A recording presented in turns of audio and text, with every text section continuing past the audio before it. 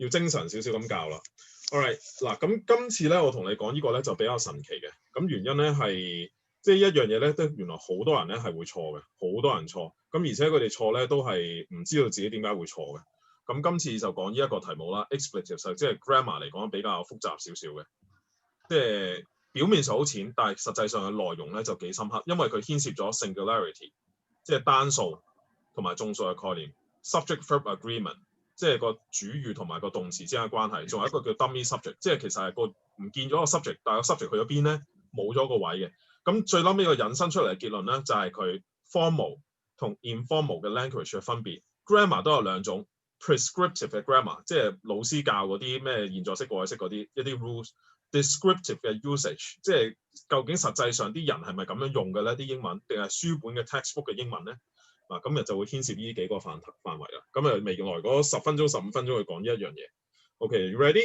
Now start. Okay, so now let's try which sentence. Let's have a judgment test. Which sentence is correct? There is an apple and an orange on the table, or there are an apple and an orange on the table.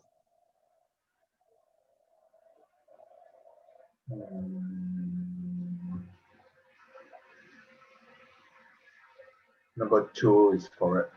So grammatically, you think number 2 is correct, right? But do you think that native speakers will say number 2? So if you ask your maid, your Filipino maid to have a test on this, I think she would probably answer number 1 is correct. You can try it later. You can take a picture of this. You'll be like, which sentence is correct? And then she'll be like, number 1 is correct. Okay, you will see. Just a moment. Take a photo first. Okay. Correct. Go on. Now, there is an apple and an orange on the table. So we are talking about whether the subject here, this is called the dummy subject. But there is a dummy subject. And the real subject is actually in the complement position. 主要個 subject 其實係 there 嘅，但係嗰個 subject 位咧就放咗喺嗰個 there 嗰度啦。但係咁呢一個位就變成咗一個我哋叫做 complement， 即係補語個位啦。但係其實係兩者係互相呼應嘅，因為個 is 係一個等號嚟嘅。即係呢一個 There is an apple and there is an orange。係冇錯，的而且確咧，啲人就會覺得一嗰個啱嘅時候咧，就係個 ellipsis， 即係佢係 there is an apple and there is an orange on the table， 佢會覺得咁樣係啱嘅。所以當如果你去話第一句嗰個係錯嘅話咧，佢可能諗緊嘅咧就係你要講 there are apples and oranges on the table， 即係佢如果話第二句係錯啊，佢可能就會話 there are apples and oranges on the table 就 OK。關唔關事嘅一個 and 字嗰度咧？因為你連埋咗兩個嘅時候，佢就係呢度兩個加埋一個 plural。係啊，絕對關事啦。即係而家嗰個問題係啲人會話究竟呢一個 an apple and an orange 係 singular 定 plural 咯？佢會覺得 an apple 佢係 singular， 佢加咗呢個 an orange 佢都仲係 singular， 即係啲人係咁樣諗嘢啊。所以佢就會覺得中間個 and 先係 and 先至係嗰個靈魂喺嗰度啊嘛。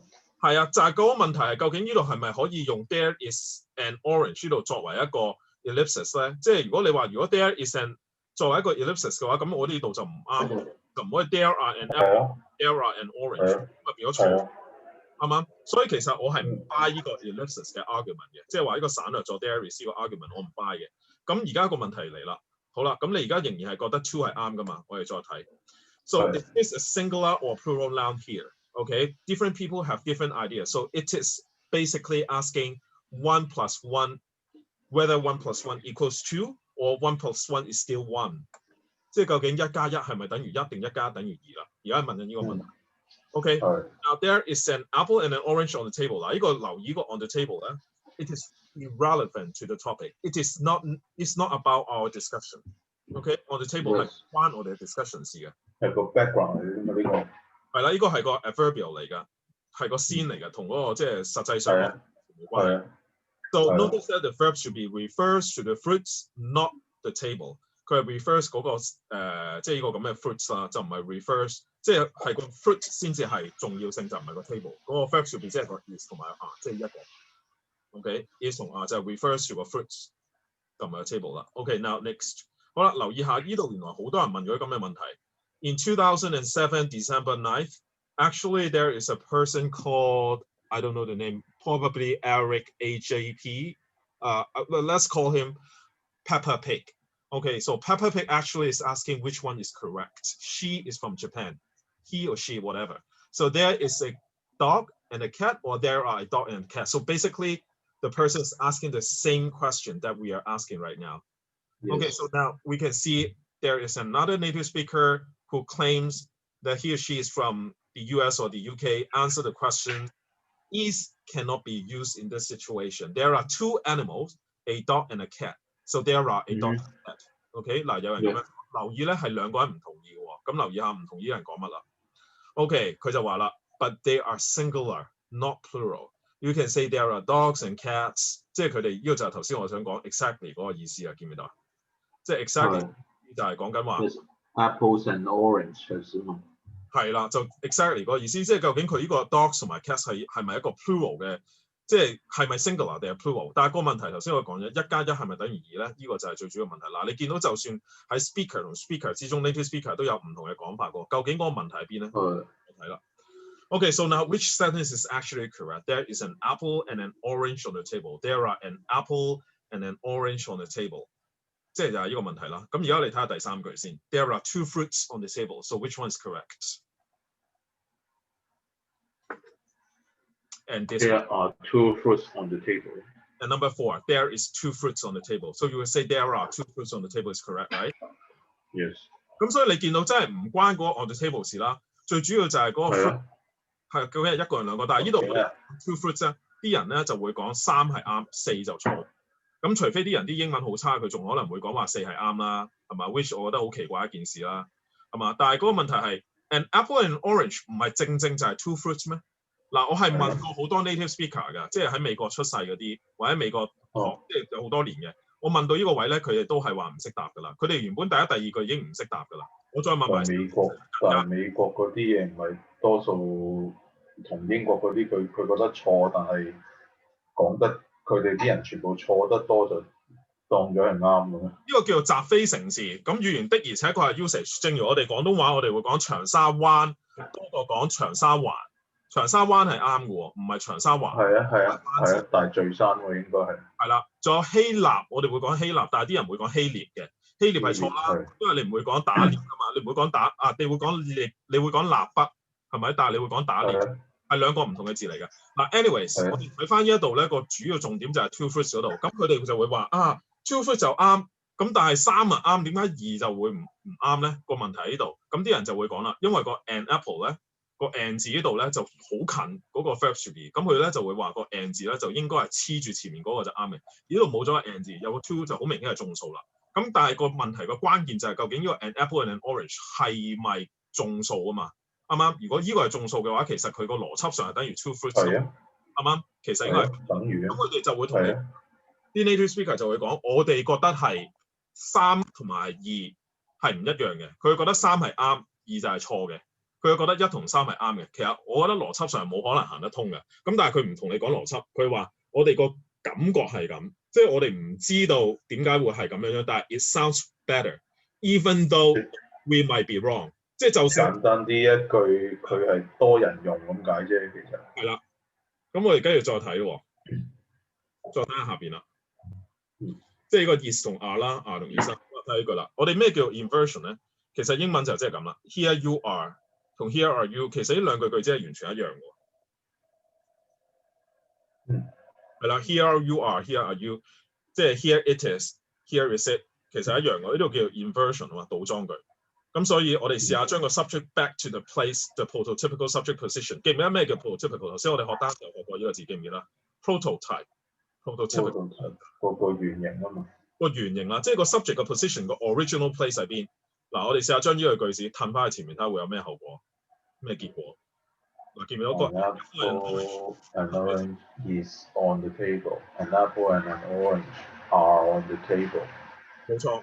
咁跟住然之後，係啦，咁好明顯你就會見到3係錯㗎啦。正常都會見到3係錯，就會4係啱㗎嘛。我唔知喎，你可以試下問下你嘅菲傭喎。當佢發現咗1嗰個係啱嘅時候，3嗰個會唔會佢都仍然係堅持住話係啱嘅咧？咁係有可能有啲咁樣嘅可能性喎，因為覺得 an apple 呢度係 an orange 啊嘛，都係黐緊喺個 verb 嗰度啊嘛，黐得咁近，咁啊應該用 an 咯。但係喂，如果係呢一句咁樣都啱嘅話，如果3都啱嘅話，咁5同6邊一句啱啊？ May and Mary is at school. May and Mary are at school。咁唔通5就啱咩？一定係6。一定係6㗎嘛。所以如果你6係啱，我哋就會推理4都係啱。如果4係啱，我哋就推理2係啱㗎嘛。2係啱咯，係啊。係啊，但係佢哋係唔認同㗎嘛，即係佢哋係唔知喺邊個位就出咗錯，跟住你最好搞笑咧，佢哋就開始會去諗原因。一陣間我俾你睇下佢哋點樣解釋啦。May and Mary is at school. May and Mary are at school， 即係等於再盡啲嘅就係 They is at school。係啊，啱。係 exactly 一樣嘢。係啊。咁跟住然之後我哋再睇啦。May and Mary is at school. Here is May and Mary. Here are May and Mary. Here come May and Mary. Here comes May and Mary。嗱，一紮嘢其實都係一啲 test 嚟嘅。即係佢哋究竟佢哋嘅 grammar 係咪 consistent， 定係佢哋只係純粹係聽落似就已經係，因為佢哋唔係嚴格咁去諗過啲 grammar 嘢。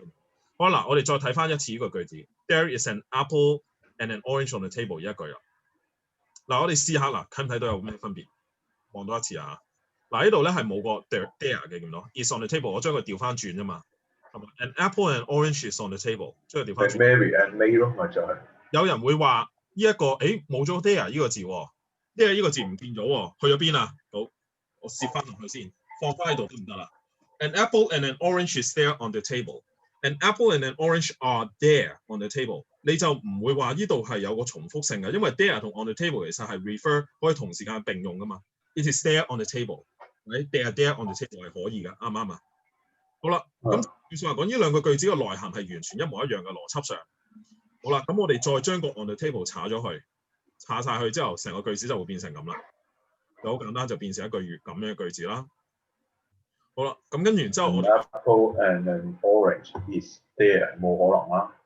係啊，冇可能㗎，係啦，你冇可能係咁㗎嘛，所以佢哋冇可能係應該揀1㗎。但係你問10個外國人，佢哋有9個半都會同你講1嗰句係啱㗎，2嗰句佢哋唔會咁講。咁而家個情況出現嘅時候，就會係出現啲咩情況咧？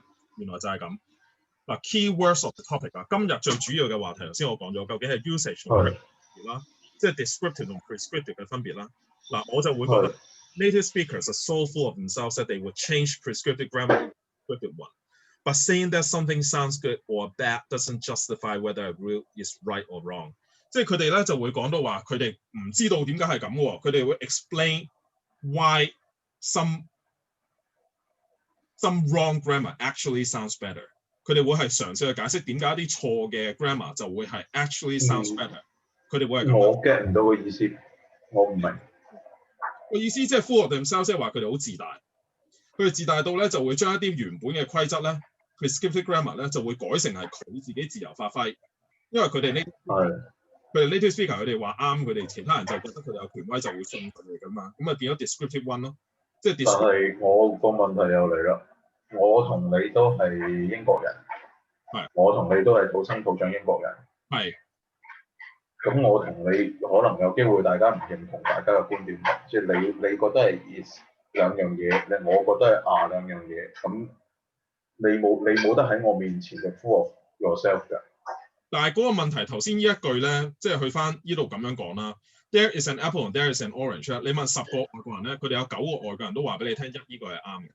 我知啊，咁但就係話你9個都話呢個啱啊嘛，咁仲有個1個咧，咁嗰1個譬如係我嚟嘅，咁你係嗰9個嚟嘅，我同你都係啊，大家有唔同意見，咁你點樣可以 full of yourself 咧？係啊。所以即係呢個就係究竟我哋信唔信？即係你係 native， 我唔係 native， 咁你可以 full of yourself 啫。咁我哋兩個都係 native 嘅，咁你點樣 full of 啫？你冇得講，你講唔贏我㗎你。係啊，如果你係 native speaker 就係咯，但係個情況唔係咁啊。個情況就係好多時候我哋係 non-native speaker 先至知道真實嘅 grammar 點樣學，我哋好認真咁學個 grammar。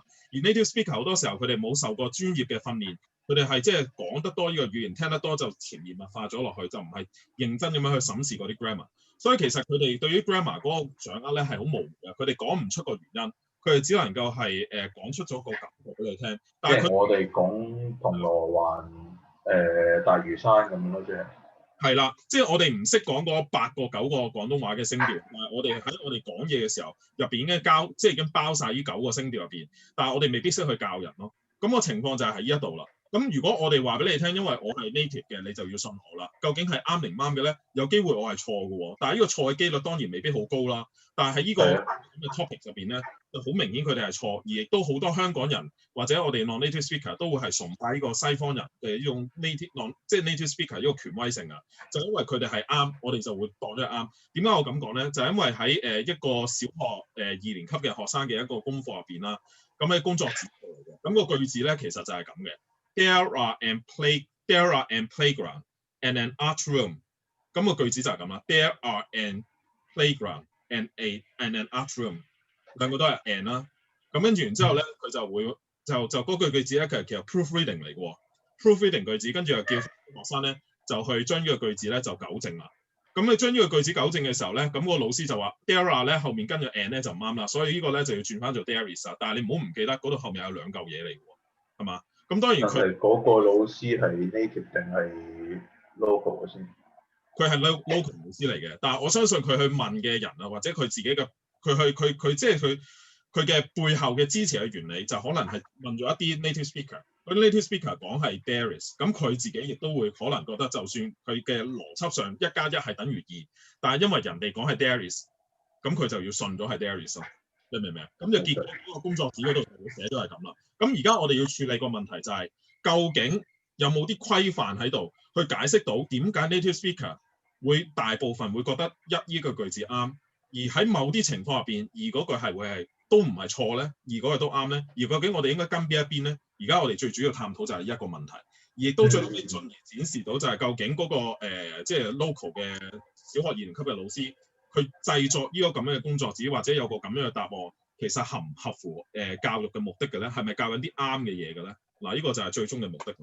好啦，咁我哋再睇下。咁即係我自己感覺就係，當然我就好唔滿意啦，好唔滿意，即係啲 native speaker 其實佢自己有啲嘢錯，但係佢就 explain 佢係啱嘅啦。睇下啦，呢啲我就係所謂自製 grammar。咩自製 grammar 咧？佢就咁講啊。Let's take a closer look at the not so logical rules for noun series with there. Okay, rule 1. There is when the first noun in the series is singular or long count, use there is. There is a book and a pen in my bag. There is a computer, a whiteboard, and an overhead projector in the classroom. There is a pillow, sheets, and 2 blankets on my back. 佢話當你喺一個 list 上面咧，你就係咁用 there is 噶啦，因為佢最近嗰個詞係第一個係 singular。係啦，佢就話係咁啦，呢個係一定 native speaker 嚟㗎。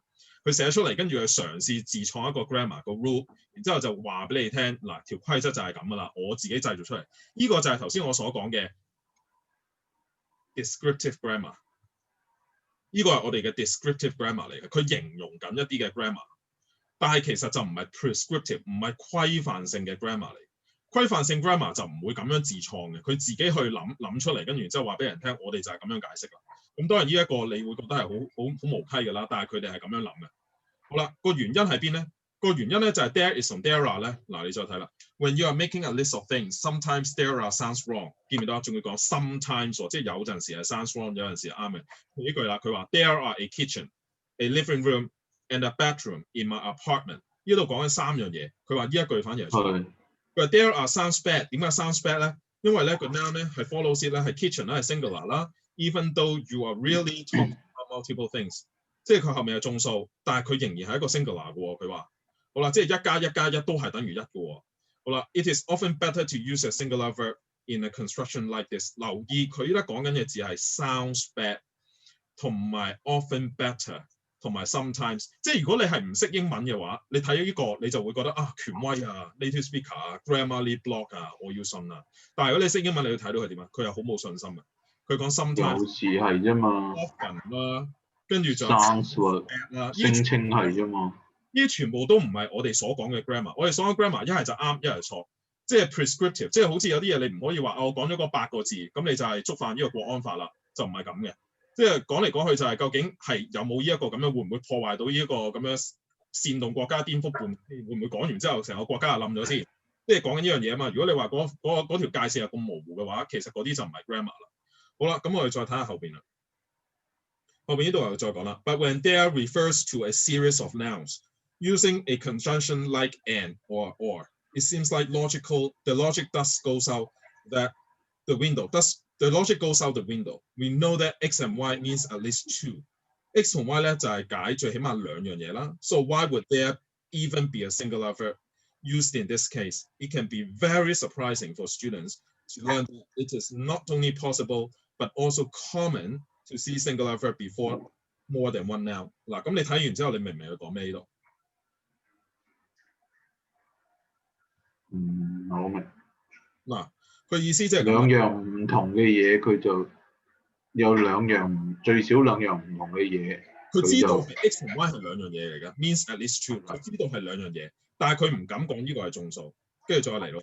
So why would there even be a singular verb？ 點解仲會有 singular verb 咧？跟住佢解釋啦，佢解釋咯，咁就唔單 This is not only possible but also common to see a singular verb。佢就話俾人哋聽，好多時候都係咁喎，係唔知點解喎。我哋知道 a cat 都係眾數，但係我哋係咁樣講嘅喎。係真係咁講喎 ，There is a fork, a knife and a spoon。嗱，如果你接觸外國人多咧，佢哋係咁講嘅。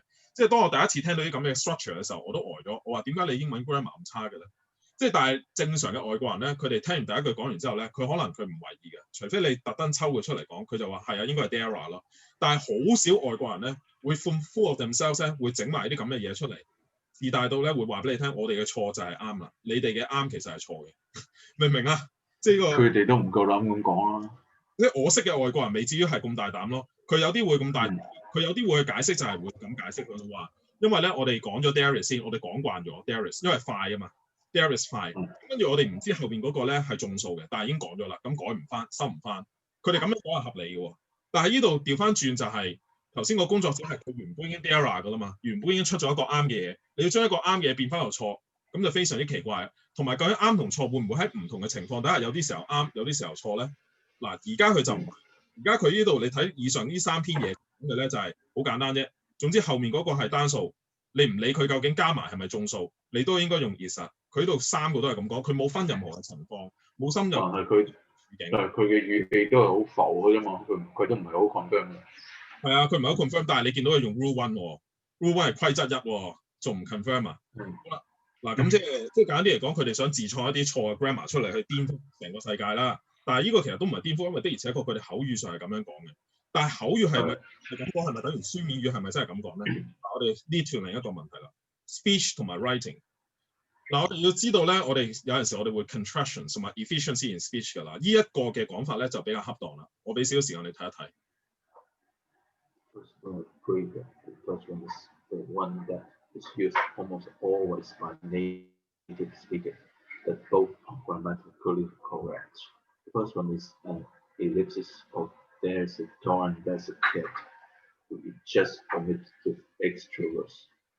The second one is basic English grammar, in which the verb number agrees with the noun number.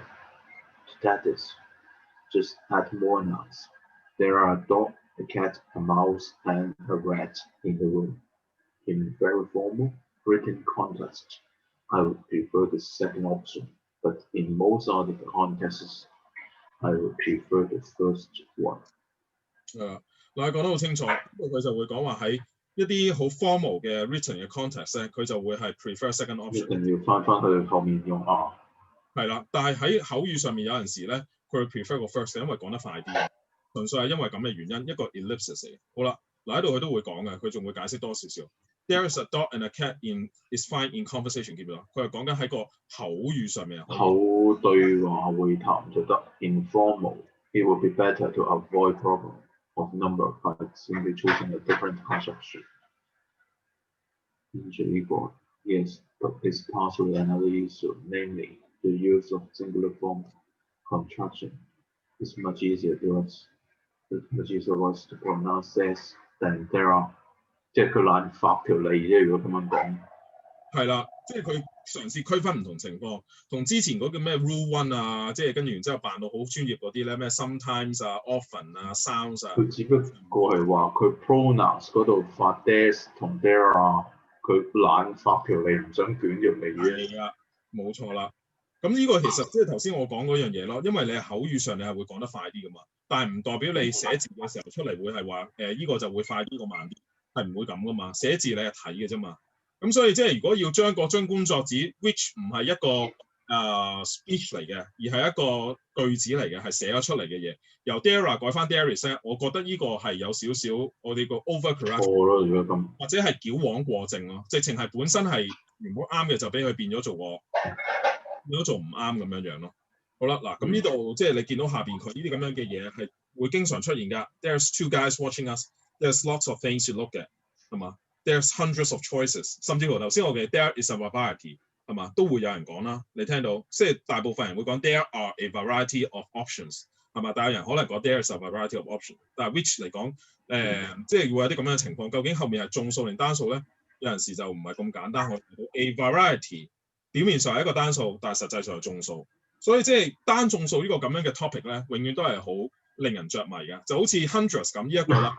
講起500蚊紙，究竟係$500啊定$500咧？呢樣嘢你知唔知㗎？我攞張500蚊紙出嚟睇啊。100有冇 S 嘅咧？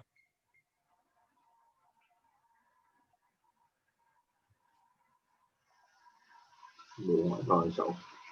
有冇留意過呢啲？嗱，咁呢啲你自己可以留意下，究竟500蚊紙嗰個100有冇 S 喎？自己再諗下究竟點解咯。如果有問題嘅，可以即係之後再問翻我啦。咁跟住我哋睇喺度啦。We now have a straightforward conjoined plural noun phrase。嗱，呢個咧其實就解釋得幾清晰嘅，咁我都唔多講啦。但係頭先佢哋講嘅 a list of things 咧，我覺得只限於用呢個咁嘅 structure，or 嘅 structure 入邊。因為 or structure 入邊咧，你兩者只有其中一個啊嘛，咁我哋唔知跟前面定跟後面，咁咪跟最近嗰個咯。呢個 make sense 啊。但係如果 and 嘅話就唔存在究竟係兩者揀一個，而係兩者都包埋噶嘛。你明唔明啊？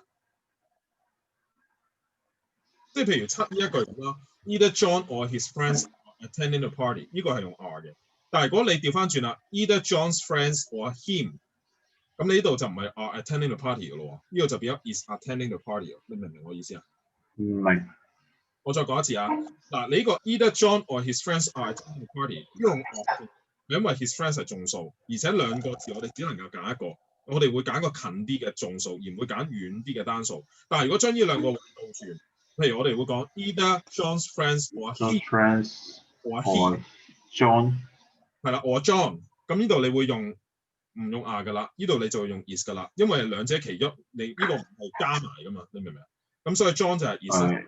嗱，咁呢個情況我哋就會用翻呢個叫做 law of proximity， 或者我哋個 proximity principle， 即係最近嘅原則，我哋就會用一個。但係喺 and 嘅 structure 咧係唔應該咁用嘅。嗱，你睇最撚尾佢都有講過呢句啦。So should we apply proximity principle to their constructions? Well, no. Particularly in formal contexts, the grammatically acceptable versions is the one based on the traditional prescription。得唔得？呢度？咁如果對應翻頭先個例子，there is 定 are 咧 ，a bedroom, a toilet and a kitchen in my house。全部係 are 啦。即係如果你係講認真嚟講嚴格一個 grammar 嘅話，梗係 are 啦。佢自己我寫嘢就一定要用翻 are 啦。係啊，但係佢用 are 嘅時候，佢會覺得俾人覺得怪胎咯。即係會覺得話你做乜咁小心嘅講啲 grammar， 可能會係咁咯。即係會覺得點解你會咁小心咁樣咯？咁但係正常。即係簡單啲講，我去考 IELTS 好，去考乜都好，我都係跟翻最保守嗰啲 rules 㗎啦。係啊，你用 dare 梗係最好㗎啦，係啊。係咯。即係你點知嗰個 examiner 突然之間佢會捉你呢啲咁嘅嘢？係咯。可能佢平時唔會捉嘅，平時口語唔會捉，但係覺得你而家考試你應該就要小心你嘅 grammar， 咁跟住捉一捉你，咁你咪俾人扣分。即係同我口語，我應該話我考試嘅話，我口語都要用翻 there are 啦，用呢一堆嘢。係啊，都用翻 there are 係好㗎，正常用 there are， 除非你有個金牌，你就話我就係 native speaker 啦，我講出嚟嘅就應該代表咗世界㗎。即係如果你係咁樣嘅，你可以繼續錯嘅，即係好似上面呢啲人咁啦。上面啲人可以繼續錯嘅，但係佢哋講嚟講去都係唔係好強嘅語氣咯，只能夠講 sometimes、often 同埋 sound 咯。OK，咁呢啲係好可笑啊！即係亦都會解釋到點解我之前我會話佢哋係 so full of themselves， 佢哋會自創一啲 grammar 出嚟，去話俾人哋聽點解佢哋嗰啲錯嘅 grammar 係啱嘅，得唔得？好啦，嗱咁呢啲我都唔多講啦。咁即係總之即係啟發我整呢條片嘅原因就係因為有個即係小學嘅老師啦，佢又整咗個句子 There are a playground。應該係 there are a playground and an atrium 係啦 ，playground 係用 a 嘅就唔係 are 嘅 ，there are a playground and an atrium。咁呢個佢點解要將佢改做 is 咧？咁呢個就係最主要嗰個問題所在啦。好啦，咁今日講住咁多先，有冇其他問題？冇啦。冇，我喺度停咗呢個錄影先啦。好啦，停咗佢。